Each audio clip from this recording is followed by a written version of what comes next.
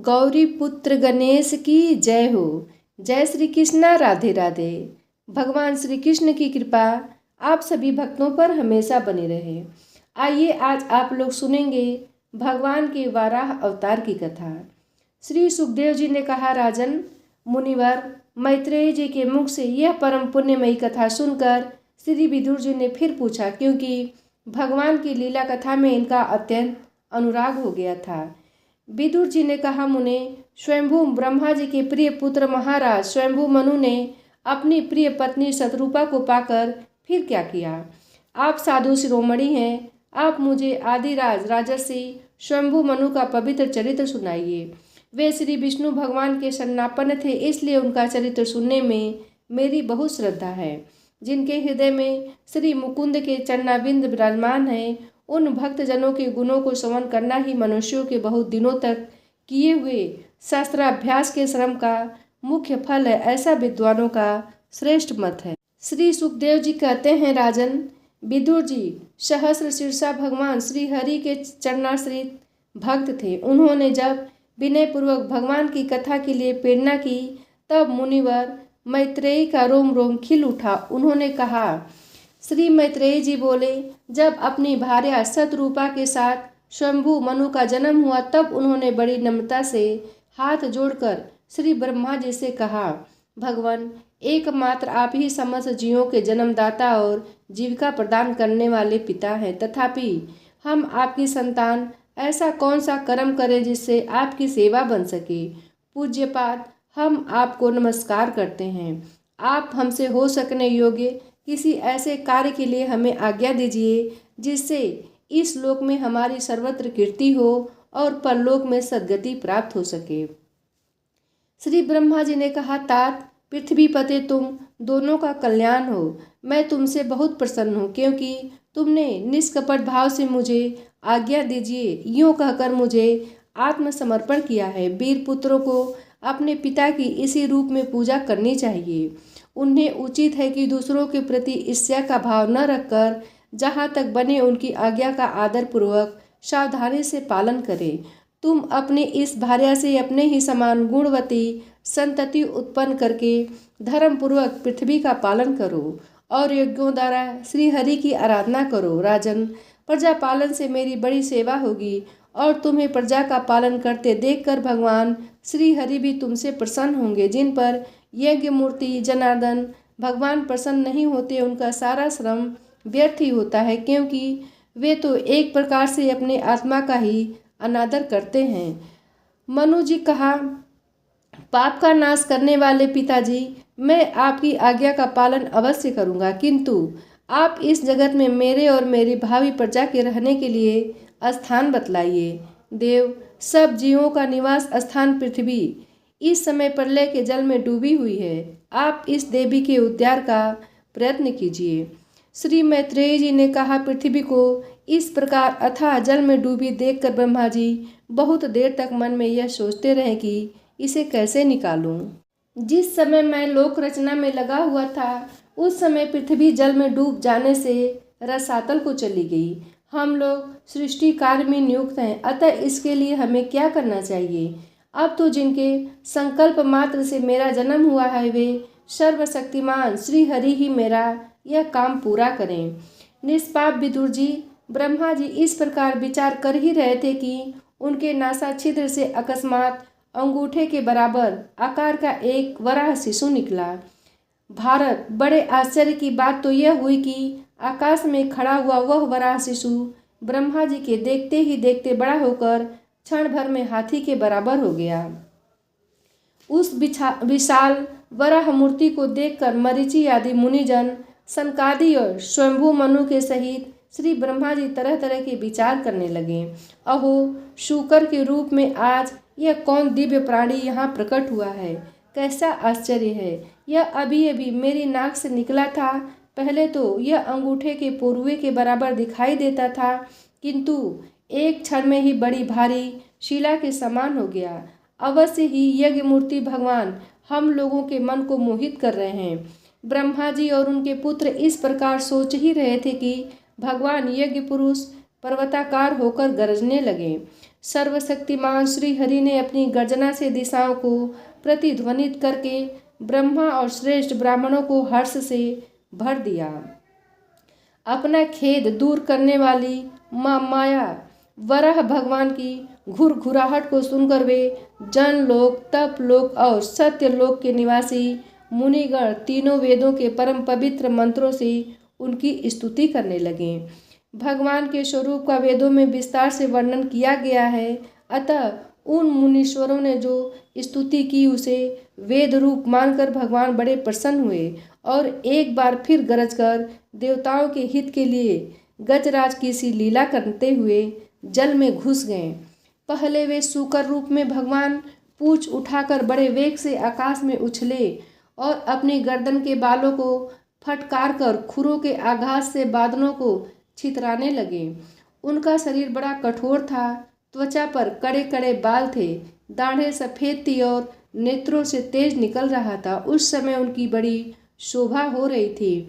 भगवान स्वयं यज्ञ पुरुष है, तथापि सूकर रूप धारण करने के कारण अपनी नाक से सूंघ सूंघ कर पृथ्वी का पता लगा रहे थे। उनकी दाढ़ें बड़ी कठोर थीं। इस प्रकार यद्यपि वे बड़े क्रूर जान पड़ते थे, तथापि अपनी स्तुति करने वाले मरीचि आदि मुनियों की ओर बड़ी सौम्य दृष्टि से निहारते हुए उन्होंने जल में प्रवेश किया। जिस समय उनका वज्रमय पर्वत के समान कठोर कलेवर जल में गिरा, तब उसके वेग से मानो समुद्र का पेट फट गया और उसमें बादलों की गड़गड़ाहट के समान बड़ा भीषण शब्द हुआ। उस समय ऐसा जान पड़ता था मानो अपनी उत्ताल तरंग रूप भुजाओं को उठाकर वह बड़े आर्त स्वर से हे यज्ञेश्वर मेरी रक्षा करो इस प्रकार पुकार रहा है। तब भगवान यज्ञ मूर्ति अपने बाण के समान पैने खुरों से जल को चीरते हुए उस अपार जल राशि के उस पार पहुँचे। वहाँ रसातल में उन्होंने समस्त जीवों की आश्रयभूता पृथ्वी को देखा, जिसे कल्पांत में शयन करने के लिए उद्यत श्री हरि ने स्वयं अपने ही उदर में लीन कर लिया था। फिर वे जल में डूबी हुई पृथ्वी को अपनी दाढ़ों पर लेकर रसातल से ऊपर आए। उस समय उनकी बड़ी शोभा हो रही थी। जल से बाहर आते समय उनके मार्ग में बिग डालने के लिए महापराक्रमी हिरण्याक्ष ने जल के भीतर ही उन पर गदा से आक्रमण किया। इससे उनका क्रोध चक्र के समान तीक्ष्ण हो गया और उन्होंने उसे लीला से ही इस प्रकार मार डाला जैसे सिंह हाथी को मार डालता है। उस समय उसके रक्त से थूथनी तथा कनपटी सन जाने के कारण वे ऐसे जान पड़ते थे मानो कोई गजराज लाल मिट्टी के टीले में टक्कर मारकर आया हो। तात जैसे गजराज अपने दांतों पर कमल पुष्प धारण कर ले, उसी प्रकार अपने सफ़ेद दांतों की नोक पर पृथ्वी को धारण कर जल से बाहर निकलते हुए तमाल के समान नीलवर्ण वराह भगवान को देखकर ब्रह्मा मरीचि आदि को निश्चय हो गया कि ये भगवान ही हैं। तब वे हाथ जोड़कर वेद वाक्यों से उनकी स्तुति करने लगे।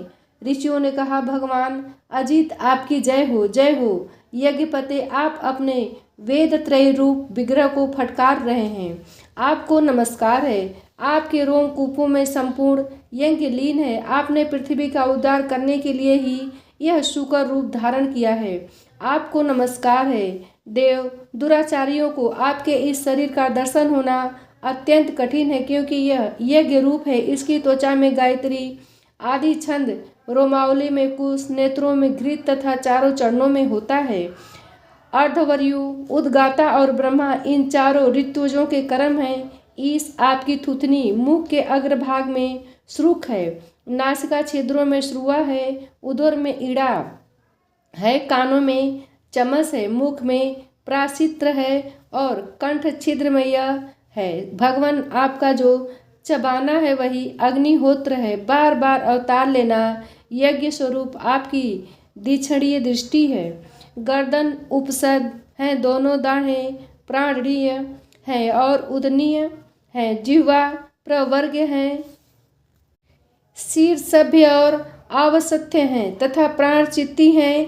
देव आपका वीर्य सोम है। आसन बैठना प्रातः शवन आदि 3 शवन हैं। सातों धातु अग्निष्टोम, अत्य अग्निष्टोम, उक्त षोडशी, वाजपेय, अतिरात्र और आप्तोर्याम नाक की 7 संस्थाएं हैं तथा शरीर की संधियां संपूर्ण सत्र है। इस प्रकार आप संपूर्ण यज्ञ और क्रतु रूप हैं। ज्ञानुष्ठान रूप इष्टियाँ आपके अंगों को मिलाए रखने वाली मांसपेशियाँ हैं। समस्त मंत्र, देवता, द्रव्य, यज्ञ और कर्म आपके ही स्वरूप हैं। आपको नमस्कार है। वैराग्य, भक्ति और मन की एकाग्रता से जिस ज्ञान का अनुभव होता है वह आपका स्वरूप ही है तथा आप ही सबके विद्या गुरु हैं। आपको पुनः पुनः प्रणाम है। पृथ्वी को धारण करने वाले भगवान, आपकी दाढ़ों की नोक पर रखी हुई यह पर्वत आदि मंडित पृथ्वी ऐसे सुशोभित हो रही है जैसे वन में से निकलकर बाहर आए हुए किसी गजराज के दांतों पर पत्रयुक्त कमलनी रखी हो। आपके दांतों पर रखे हुए भूमंडल के सहित आपका यह वेदमय वराह विग्रह ऐसे सुशोभित हो रहा है जैसे शिखरों पर छाई हुई मेघमाला से कुल पर्वत की शोभा होती है। नाथ, चराचर जीवों के सुख पूर्वक रहने के लिए आप अपनी पत्नी इन जगन्माता पृथ्वी को जल पर स्थापित कीजिए। आप जगत के पिता हैं और अरणी में अग्नि स्थापन के समान आपने इसे धारण कर शक्ति रूप अपना तेज स्थापित किया है। हम आपको और इस पृथ्वी माता को प्रणाम करते हैं। प्रभु, रसातल में डूबी हुई इस पृथ्वी को निकालने का साहस आपके सिवा और कौन कर सकता है? किंतु आप तो संपूर्ण आश्चर्यों के आश्चर्य हैं। आपके लिए यह कोई आश्चर्य की बात नहीं है। आपने ही तो अपनी माया से इस आश्चर्यमय विश्व की रचना की है। जब आप अपने वेदमय विग्रह को हिलाते हैं तब हमारे ऊपर आपकी गर्दन के बालों से झरती हुई शीतल जल की बूंदें गिरती हैं। उनसे भीगकर हम जन लोग, तप लोग और सत्य लोग में रहने वाले मुनिजन सर्वथा पवित्र हो जाते हैं। जो पुरुष आपके कर्मों का पार जानना चाहता है अवश्य ही उसकी बुद्धि नष्ट हो गई है, क्योंकि आपके कर्मों का कोई पार ही नहीं है। आपकी ही योग माया के सत्वादी गुणों से यह सारा जगत मोहित हो रहा है। भगवान, आप इसका कल्याण कीजिए। श्री मैत्रेय जी कहते हैं, विदुर जी, उन ब्रह्मावादी मुनियों के इस प्रकार स्तुति करने पर सबकी रक्षा करने वाले वराह भगवान ने अपने खुरों से जल को स्तंभित कर उस पर पृथ्वी को स्थापित कर दिया। इस प्रकार रसातल से लीलापूर्वक लाई हुई पृथ्वी को जल पर रखकर वे विश्वक्सेन प्रजापति भगवान श्री हरि अंतर्ध्यान हो गए। विदुर जी, भगवान की लीलामय चरित्र अत्यंत कीर्तनीय है और उनमें लगी हुई बुद्धि सब प्रकार के पाप तापों को दूर कर देती है। जो पुरुष उनकी इस मंगलमयी मंजुल कथा को भक्ति भाव से सुनता या सुनाता है उसके प्रति भक्त वत्सल भगवान अंत स्थल से बहुत शीघ्र प्रसन्न हो जाते हैं। भगवान तो सभी कामनाओं को पूर्ण करने में समर्थ हैं। उनके प्रसन्न होने पर संसार में क्या दुर्लभ है, किंतु उन तुच्छ कामनाओं की आवश्यकता ही क्या है। जो लोग उनका अनन्य भाव से भजन करते हैं उन्हें तो वे अंतर्यामी परमात्मा स्वयं अपना परम पद ही दे देते हैं। अरे संसार में पशुओं को छोड़कर अपने पुरुषार्थ का सार जानने वाला ऐसा कौन पुरुष होगा जो आवागमन से छुड़ा देने वाली भगवान की प्राचीन कथाओं में से किसी भी अमृतमयी कथा का अपने कर्णपुटों से एक बार पान करके फिर उनकी ओर से मन हटा लेगा। दोस्तों, आज की कथा यहीं समाप्त होती है। आगे की कथा अगले वीडियो में। तब तक के लिए जय श्री कृष्णा, जय श्री राधे।